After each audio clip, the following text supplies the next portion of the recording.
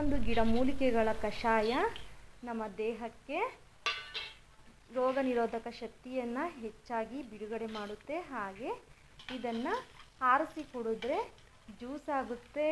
ಹಾಗೆ ಇದನ್ನು ಒಂದು 3 ರಿಂದ 4 ಅವರ್ ಬಿಟ್ಟು ಕುಡಿದ್ರೆ ನಮಗೆ ಟಾನಿಕ್ ಆಗಿ ಕೆಲಸ ಮಾಡುತ್ತೆ.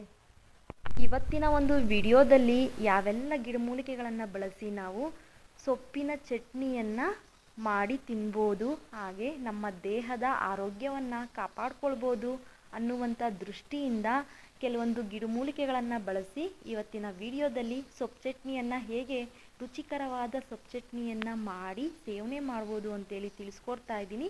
ವಿಡಿಯೋವನ್ನು ಸ್ಕಿಪ್ ಮಾಡದೆ ಪೂರ್ತಿ ನೋಡಿ. ಹಾಗೆ ಒಂದು ಮಾತು, ನೀವು ತುಂಬ ಜನ ಈ ಸೊಪ್ಪುಗಳನ್ನು ಬಳಸಬಾರ್ದು ಅಂತೇಳಿ ನೆಗೆಟಿವ್ ಆಗೆಲ್ಲ ಕಮೆಂಟ್ಗಳನ್ನು ಹಾಕಿದ್ರಿ. ಅದಕ್ಕಾಗಿ ನನ್ನ ಪಾಸಿಟಿವ್ ಉತ್ತರ ಈ ಒಂದು ವಿಡಿಯೋ ನೋಡಿ. ಈಗಾಗಲೇ ನಾನು ಈರುಳ್ಳಿ, ಬೆಳ್ಳುಳ್ಳಿ, ಮೆಣಸಿನ್ಕಾಯಿ ಹಾಕಿದ್ದೀನಿ ನೋಡಿ. ಇದು ಕಾಡು ಹುಚ್ಚೆಳ್ಳಿನ ಸೊಪ್ಪು. ನೀವು ಇದನ್ನು ಯಾರು ಬಳಸೋದಿಲ್ಲ ಅಡುಗೆಗೆ. ನಾನು ಸುಮಾರು ಒಂದು 4 ಕೊಡಿಯಷ್ಟು ನಾನು ಈ ಒಂದು ಸೊಪ್ಪು ಚಟ್ನಿಯಲ್ಲಿ ಬಳಸ್ಕೊತಾ ಇದ್ದೀನಿ.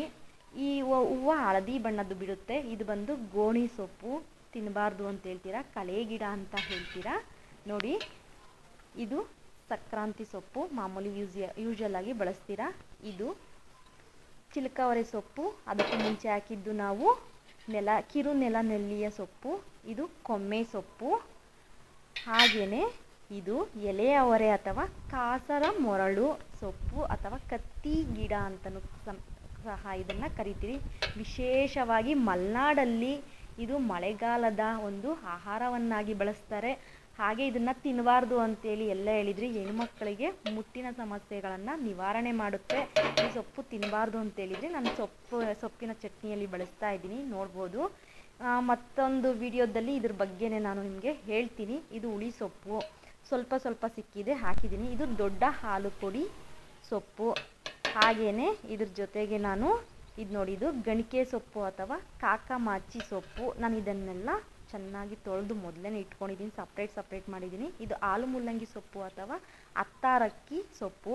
ಇದ್ರ ಜೊತೆಗೆ ಒಂದು ಇಡಿಯಷ್ಟು ದಂಟಿನ ಸೊಪ್ಪನ್ನು ನಾನು ಸೇರಿಸ್ತಾ ಇದ್ದೀನಿ. ಈಗ ತುಂಬ ಎಳೆ ಸೊಪ್ಪುಗಳಾಗಿರೋದ್ರಿಂದ ಬೇಗನೆ ಈ ಸೊಪ್ಪು ಬೆಂದೋಗ್ಬಿಡುತ್ತೆ. ಸ್ವಲ್ಪ ಸುಮಾರು ಒಂದು 10 ನಿಮಿಷಗಳ ಕಾಲ ಬೇಯಿಸ್ಕೊಂಡ್ರೆ ಸಾಕು, ಚೆನ್ನಾಗಿ ಬೆಂದ್ಬಿಟ್ಟಿರುತ್ತೆ ನೋಡಿ. ಅದು ಯಾವ ರೀತಿ ಇಷ್ಟು ಪ್ರಮಾಣದಲ್ಲಿ ಬೇಯಿಸ್ಕೊಂಡ್ರೆ ಸಾಕು. ಮುಂದಿನ ದಿನಗಳಲ್ಲಿ ಇನ್ನಷ್ಟು ಗಿಡಮೂಲಿಕೆಗಳನ್ನು ಬಳಸಿ ಯಾವ ರೀತಿಯಾಗಿ ಅಡುಗೆಗಳನ್ನು ಮಾಡಿ ಸೇವನೆ ಮಾಡ್ಬೋದು, ನಮ್ಮ ಆರೋಗ್ಯವನ್ನು ಕಾಪಾಡ್ಕೊಳ್ಬೋದು ಅನ್ನೋದನ್ನು ನಾನು ತಿಳಿಸ್ಕೊಡ್ತೀನಿ ನೋಡಿ. ಈಗಾಗಲೇ ಇದು ಸೊಪ್ಪು ಬೆಂದಿದೆ. ಸೊ ಇದು ಈಗ ಆಫ್ ಮಾಡ್ಕೊಂಬಿಡೋಣ, ತಣ್ಣಗಾಗ್ಬಿಡಲಿ. ಇದು ನೀರನ್ನು ಸಪ್ರೇಟಾಗಿ ನಾನು ಬಸ್ತಿಡ್ಕೊತೀನಿ, ಆರಿದೆ. ಈಗ ಒಂದು ಮಿಕ್ಸಿ ಜಾರಿಗೆ ಹುರಿದ ಗಸಗಸೆ, 1-2 ಟೇಬಲ್ ಸ್ಪೂನಷ್ಟು ಜೀರಿಗೆ, ಸುಮಾರು ಒಂದು ಚಿಕ್ಕದಾದ ಕಪ್ಪಲ್ಲಿ ನಾನು ಕೊಬ್ಬರಿಯನ್ನು ಹಾಕ್ಕೊಂಡಿದ್ದೀನಿ ನೋಡಿ. ಸೊಪ್ಪು ಆರಿದೆ. ಈಗ ಮೊದಲೇ ನಾನು ಈರುಳ್ಳಿ, ಬೆಳ್ಳುಳ್ಳಿ, ಮೆಣಸಿನ್ಕಾಯಿ ಮಾತ್ರ ಹಾಕಿದ್ದೆ. ಈಗ ಈ ಕಡೆ ನಾನು ನೋಡಿ ಇದು ಒಗ್ಗರಣೆಗೆ ಹಾಕ್ಕೊಂಬಿಡೋಣ ಪಾತ್ರೆಗೆ. ಅದು ಅಷ್ಟೊತ್ತಿಗೆ ಮಿಕ್ಸಿಗೆ ಹಾಕ್ಕೊಂಡು ರುಬ್ಬೋಣ. ಇದು ನೋಡಿ ಚೆನ್ನಾಗಿ ಇದು ಒಗ್ಗರಣೆ ಇದು ರೋಸ್ಟ್ ಆಗ್ತಾ ಇರಲಿ. ಇದ್ರ ಜೊತೆಗೆ ನಾನು ನೋಡಿ ಈಗ ಸೊಪ್ಪು ಇವಾಗ ಮಿಕ್ಸಿ ಜಾರಿಗೇ ಸ್ವಲ್ಪ ಉಪ್ಪನ್ನು, ರುಚಿಗೆ ತಕ್ಕಷ್ಟು ಉಪ್ಪನ್ನು ಸೇರಿಸಿದ್ದೀನಿ. ಸ್ವಲ್ಪ ನೀರನ್ನು ಕೂಡ ಹಾಕ್ತಾಯಿದ್ದೀನಿ. ಈಗ ನೋಡಿ ಚೆನ್ನಾಗಿ ಇದು ಈರುಳ್ಳಿನೂ ಬಾಡಿದೆ, ರುಬ್ಬಿದ್ದು ಆಗಿದೆ. ಸೊ ನೋಡಿ ಸೊಪ್ಪು ಚಟ್ನಿ ರೆಡಿ ಆಯಿತು. ಅಷ್ಟೇ, ಇದಿಷ್ಟನ್ನು ಹೀಗೆ ಬೇಕಾದರೂ ಸೇವನೆ ಮಾಡ್ಬೋದು, ಅಥವಾ ಯಾವುದಾದ್ರೂ ಮನೆಯಲ್ಲಿ ಹಸಿ ಕಾಳು ಏನಾದರೂ ಇದ್ದರೆ ಸಪ್ರೇಟಾಗಿ ಬೇಯಿಸ್ಕೊಂಡು ಇದರಲ್ಲಿ ಹಾಕ್ಕೊಳ್ಬೋದು. ನಮ್ಮ ಮನೆಯಲ್ಲಿದೆ. ಆದ್ದರಿಂದ ನೋಡಿ ಆಲೂಗಡ್ಡೆಯನ್ನು ಸಿಪ್ಪೆ ತೆಗೆದಿದ್ದೀನಿ. ಹಾಗೆ ಹಸಿ ಕಾಳುಗಳನ್ನು ಬೇಯಿಸ್ಕೊಂಡು ಇದರೊಂದಿಗೆ ನಾನು ಮಿಕ್ಸ್ ಮಾಡ್ತಾಯಿದ್ದೀನಿ. ಸೊ ಇದು ಅಂದರೆ ನಾನು ಕಾಳಿಗೆ ಮೊದಲೇ ಉಪ್ಪು ಹಾಕಿರ್ತೀನಿ. ಈಗ ಕರೆಕ್ಟಾಗಿರುತ್ತೆ.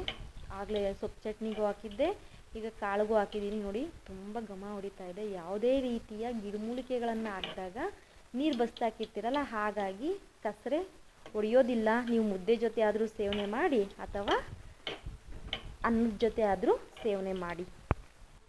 ಇದಷ್ಟೇ ಅಲ್ಲ, ಈಗ ಈ ಆವಾಗಲೇ ಸೊಪ್ಪು ಬೇಯಿಸ್ಕೊಂಡು ನಾವು ನೀರನ್ನು ಬಸ್ತಿಕ್ಕಿದ್ದೀರಲ್ಲ, ಆ ಸೊಪ್ಪಿನ ನೀರನ್ನು ಏನು ಮಾಡೋದು? ಇದರ ಒಂದು ಸೊಪ್ಪಿನ ಸಾರ ಎಲ್ಲ ಈ ನೀರಲ್ಲೇ ಇದೆ ನೋಡಿ. ಸ್ವಲ್ಪ ನಾನು ಜೀರಿಗೆಯನ್ನು ಕುಟ್ಟಿ ಪುಡಿ ಮಾಡಿ ಈ ನೀರಲ್ಲಿ ಹಾಕ್ತಾಯಿದ್ದೀನಿ. ಹಾಗೆ ಇದಕ್ಕೇನೆ ಸ್ವಲ್ಪ ಉಪ್ಪನ್ನು ರುಚಿಗೆ ತಕ್ಕಷ್ಟು ಹಾಕಿದ್ದೀನಿ. ಈಗ ಚೆನ್ನಾಗಿ ಮಿಕ್ಸ್ ಮಾಡ್ತಾಯಿದ್ದೀನಿ. ಈಗ ಇದು ಬಿಸಿ ಇದ್ದಾಗ ಕುಡಿದ್ರೆ ಕಷಾಯ ಆಗುತ್ತೆ. ನಾವು ನಾನಾ ರೀತಿಯ ಸೊಪ್ಪುಗಳನ್ನು ಹಾಕಿದ್ದೀನಲ್ಲ, ಆ ಸೊಪ್ಪಿನ ಕಷಾಯ ಆಗುತ್ತೆ. ಬಿಸಿ ಆರಿದ ಮೇಲೆ ಕುಡಿದ್ರೆ ಜ್ಯೂಸ್ ಆಗುತ್ತೆ. ಹಾಗೆಯೇ ಸುಮಾರು ಒಂದು 2 ರಿಂದ 3 ಅವರ್ ಬಿಟ್ಟು ಈ ಒಂದು ಏನು ನೀರನ್ನು ಕುಡಿದ್ರೆ ನಮಗೆ ಟಾನಿಕ್ ಆಗುತ್ತೆ. ಸೊ ಮನೆಯಲ್ಲಿರುವವರು ಎಲ್ಲರೂ ಈ ಒಂದು ನೀರನ್ನು ಅಥವಾ ಈ ಕಷಾಯವನ್ನು ಸೇವನೆ ಮಾಡ್ಬೋದು. ಯಾವುದೇ ರೀತಿ ಸೈಡ್ ಎಫೆಕ್ಟ್ ಇರೋದಿಲ್ಲ. ಇನ್ನಷ್ಟು ಮಾಹಿತಿಗಾಗಿ ಹಳ್ಳಿ ಮನೆ ಔಷಧಿ ಪೇಜನ್ನು ಅಂದರೆ ಫೇಸ್ಬುಕ್ ಪೇಜನ್ನು ಫಾಲೋ ಮಾಡಿ.